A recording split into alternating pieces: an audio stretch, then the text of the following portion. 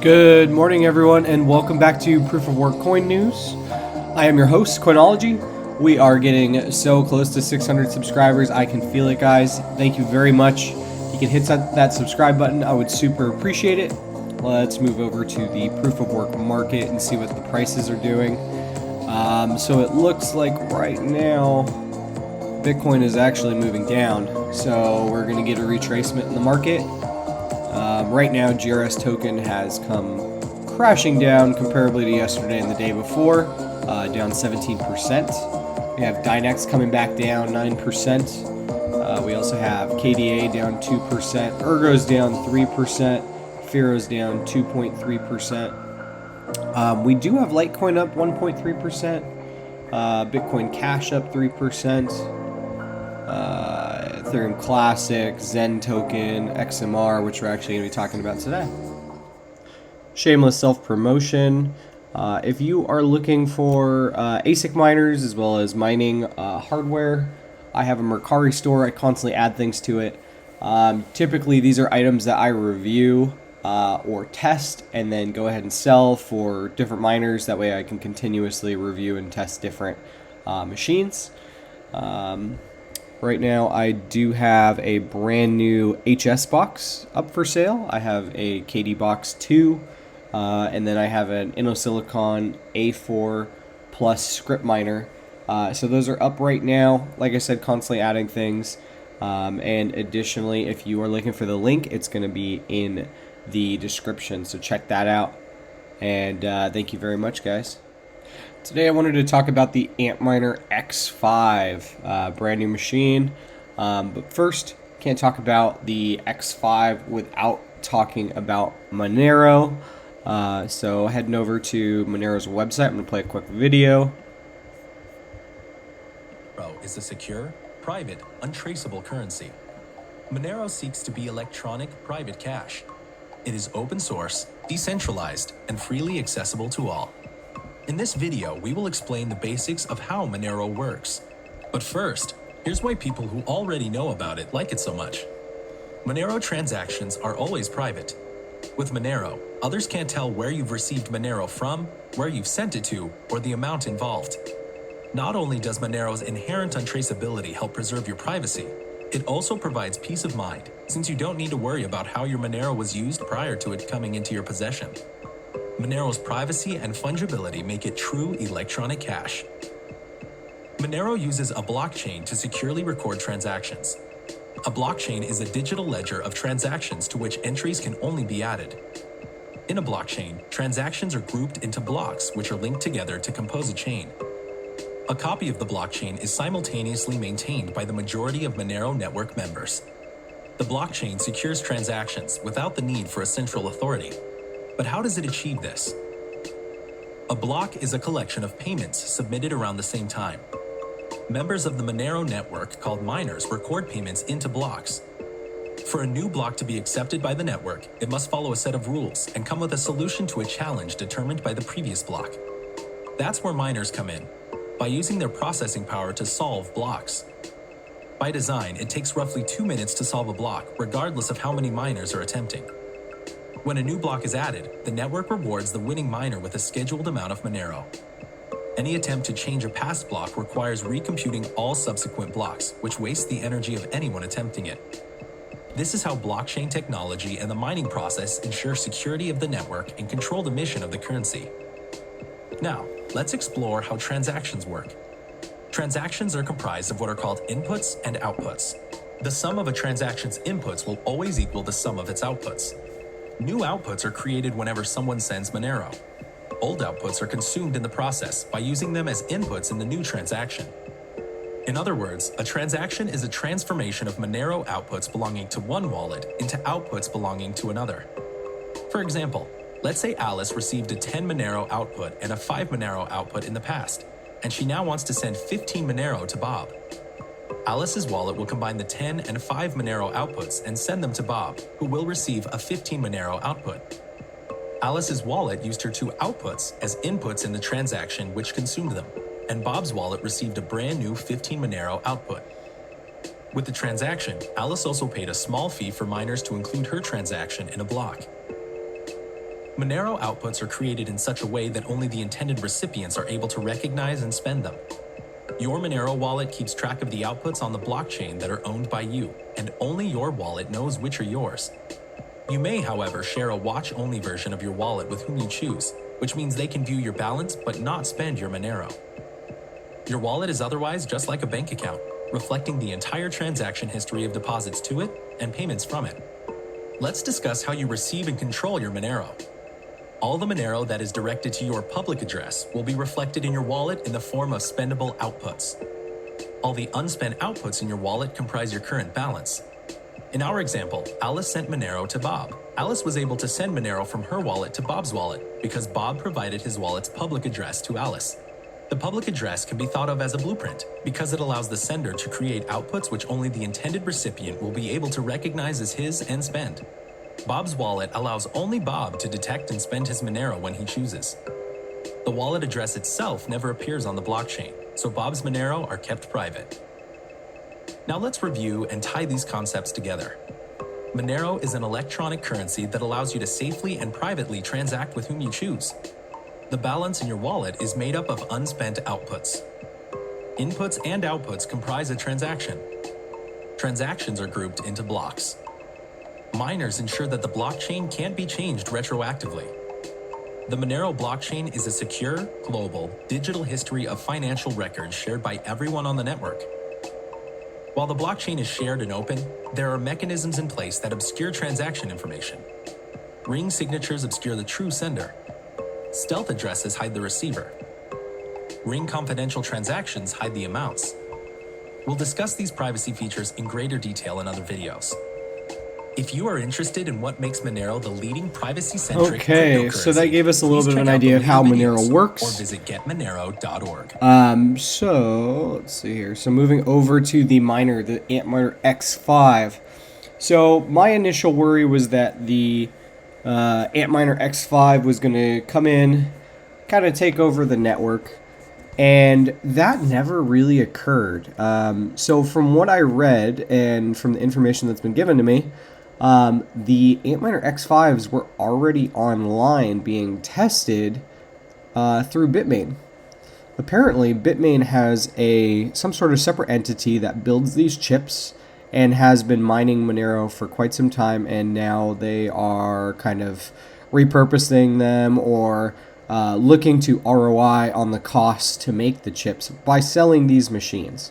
Who knows how many of these machines are actually going to be out there? I'm not entirely sure, but it sounds like it's not really going to be affected, or at least XMR is not going to be affected too much by these machines coming out. Now, this machine is making $10 a day, $310 a month. That's pretty cool. So it looks like you could ROI this machine. Real question will be, how much do you trust XMR? Do you think XMR is going to appreciate greatly in the next bull run? If you do, this might be the machine for you. XMR is a pretty old, I would say an older token that I know a lot of people start to mine as their first cryptocurrency. It's probably the easiest cryptocurrency to mine. I remember my first time mining in general on XMR was because I had a Alienware gaming computer and I read about crypto mining and I said, hey, I want to get some XMR. So I started mining on some sort of, I think it was like an older i5 and but yeah, I mined it and, I held that XMR for a while. But yeah, so this machine is out there. Right now on BT Miners, you can access this machine for, from a reliable source for $3,399. Now, I have nothing to do with BT Miners, and additionally, I am not holding any XMR. I have no benefit to pushing this machine whatsoever. I have no affiliation to Bitmain. Just trying to get the information out there. So these machines are out here. It looks like it is a September batch. You're probably looking towards the end of September, early October. It looks like up here, BT Miners does actually have a coupon code for $20 off of any order. So that's a little something. And so overall, this machine is going to do 212 kilohashes at 1,350 watts. So not a particularly, high-powered machine. I'm not sure. This machine may even be able to be run on 110 just because the power is so low. You'd have to double check with the supplier, but yeah, 1,350 watts. It looks like there's even some cheaper alternatives here on ASIC miner value. And these are supposed to be verified websites. You would have to do your own research on this, but it looks like these machines are all the way down to $2,500 these days. That's a 242-day ROI. Really interesting to me. Personally, my own opinion, I don't see too much upside to this comparably to the majority of altcoin miners. And the reason why is because I don't see XMR hitting crazy new all-time highs. I see it as more of like Bitcoin mining. Will you make a profit? Absolutely. Will you ROI? Absolutely. Will you, make money in the bull run? Absolutely. But I just think that the upside to XMR Monero is less great than something like a Cadena or a CKB or a Caspa, for instance. So I would see more benefit to mining those coins. These miners are cheap, so if you're looking into getting a larger ASIC miner or you're really into CPU mining, this is an awesome option, and these prices are looking really, really good in this bear market. But let me know what you think. Drop your feedback down below. Drop your comments down below. I'd love to know your opinion. I'm not the biggest CPU miner.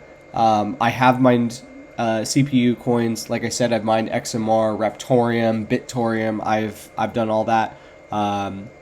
But I am not the biggest CPU miner, I will admit. So let me know what you think. So let's move over to mining profitability, starting with GPUs. Same thing. It's looking really, really bleak right now. GPU mining is really getting pounded with this retracement of Bitcoin. All these alternative coins are crashing down, and it's just causing no profitability with these GPUs. So this is at a 10-cent kilowatt hour. And these are on the best graphics cards. So right now, 4090 is doing 91 cents, 11 cents after power on a 4090. That costs $1,200, $1,300, $1,400, $1,500. 6800 XT on Dynex only doing 33 cents a day and 6 cents after power.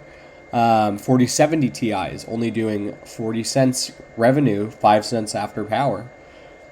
6900 XT, top of the line AMD card on Dynex is only doing 35 cents and 5 cents after power. It's just not good. If you look down down here, we're only profitable up to like the 4060 Ti. So really only the 40 series and the top of the line 6000 series AMD cards are going to be profitable right now. It just is what it is. But bear market, that's what it is. So we will move over to ASIC miners. KS3 absolutely killing it, doing 319 a day, 310 after power on Caspa. Moving down, we have the X16-P on Octaspace doing 1004 a day, 547 after power. Antminer L7 9160 mega hash model doing 1238 a day, 464 after power. Let's see here. We've got the Antminer D9 on Block X doing 1057, 373 after power. Antminer KA3 on Cadena doing 1123, 365 after power. S19 XP Hydro doing 1639 a day, 355 after power on Bitcoin Cash. Antminer K7 on CKB doing 1074, 334 after power. You have the KS0 still profiting, doing 340 a day, 324 after power. So tempting so incredibly tempting, and I just feel like this machine is going to get squashed here in the next month or so. You know, we remember the days when this machine was making like $30 a day. Now these machines cost like $500, and you know, they're kind of waiting to be put out of their misery. So sad to see. The Antminer X5 that we just talked about, 635, 311 after power, which I'm not sure if that disagrees with what's here. Yeah, there seems to be some sort of a difference here. Let's see. 212 kilohash at 1350 watts. Yeah, so what to mine and mine the ASIC right now are not agreeing. This is showing much less profitability. So I would assume that it's actually the profitability of ASICminervalue.com's profitability chart. So keep that in mind. You might need to double check that. If you are thinking about purchasing one, always do your research. Let's see here. We got the Z15 Pro on Hushcoin, doing 790 a day, 175 after power. Let's see here. We have the E9 Pro, last but not least, just looking terrible right now. This machine is doing 633 a day, $1.05 after power on Ethereum POW. And this is why, you know, you should consistently be looking for better efficiency numbers. You know, I just purchased, you know, 5 different Kadena miners, and now we have new Kadena miners that are coming out that are, you know, even more efficient. And I just bought these miners, but I am going to sell my miners and I am going to continue to upgrade. And the reason why is because we're in the bear market, and although you might be selling your machines at low cost, you're also purchasing new machines at much lower prices. So why not just kind of swap out into something that's more efficient? Why not constantly upgrade during the bear market? This is when we should be building. But you can see, you know, right below the E9 Pro is the A11 Pro. And these machines are, I don't understand why. There must be something wrong with what to mine. Forget my point. Something's wrong with what to mine. I don't understand. Look at this. Almost 4 gigahash is the same as 1.5 gigahash, or 1.5 gigahash is more. I don't understand what's up with this chart. I may need to switch from what to mine. This is not looking good for what to mine. Okay, guys, thank you very much for hanging out with me today. I super appreciate it. I love to learn together with you guys. I love to build this community. I love staying in touch with you guys. What are you mining right now? Are you still mining? Are you shutting off? Things are looking really bad right now. Really, only ASIC miners are profitable. I know I'm mining right through the bear market. I'm trying to stay on those low power modes. I'm constantly trying to upgrade to more efficient miners, but I'm not turning off, and I won't turn off, and I will continue to mine. So let me know what you think. Thank you very much. Please subscribe, and we will see you tomorrow.